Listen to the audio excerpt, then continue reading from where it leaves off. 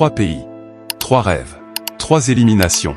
En seulement quelques jours, tout un continent a vu ses espoirs s'effondrer. La Côte d'Ivoire tombe face à la Norvège. Le Congo résiste jusqu'au bout, avant de céder contre l'Angleterre. Et aujourd'hui, c'est le Sénégal qui quitte lui aussi la Coupe du Monde après sa défaite contre la Belgique. Mais ce n'est pas le plus douloureux.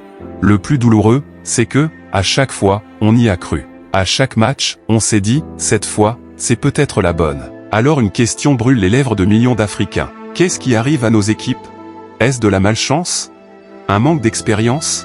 Ou existe-t-il un problème beaucoup plus profond que personne n'ose vraiment regarder en face? Restez jusqu'à la fin, parce que ce que nous allons découvrir risque de faire réfléchir tous les amoureux du football africain. Tout avait pourtant commencé avec beaucoup d'espoir. La Côte d'Ivoire avait les armes pour aller plus loin.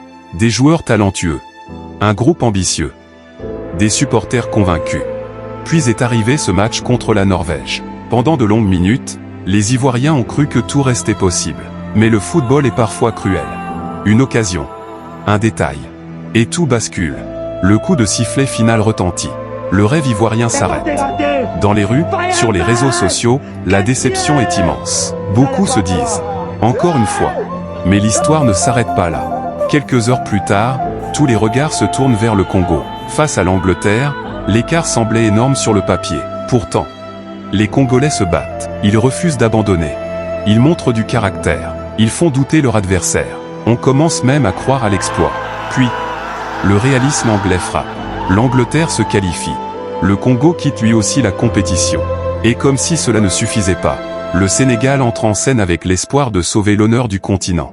Les Lions de la Teranga ont l'expérience. Ils connaissent les grands rendez-vous. Ils savent gagner. Mais face à la Belgique, chaque erreur coûte très cher. Le Sénégal s'incline. Et à cet instant, des millions de supporters africains ressentent exactement la même émotion. Le silence.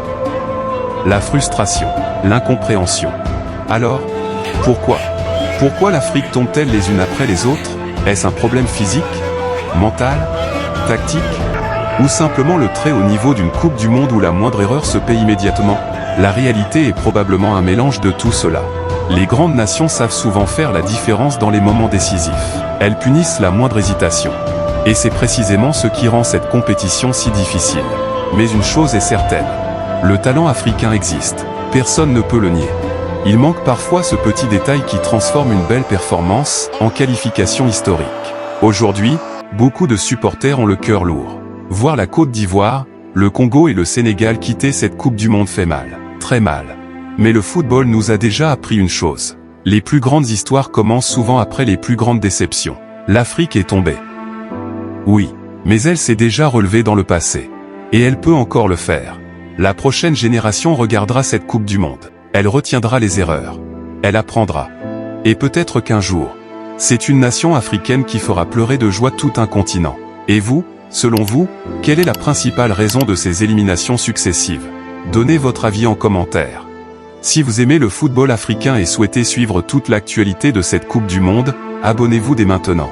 La prochaine grande histoire commence peut-être plus tôt qu'on ne le pense.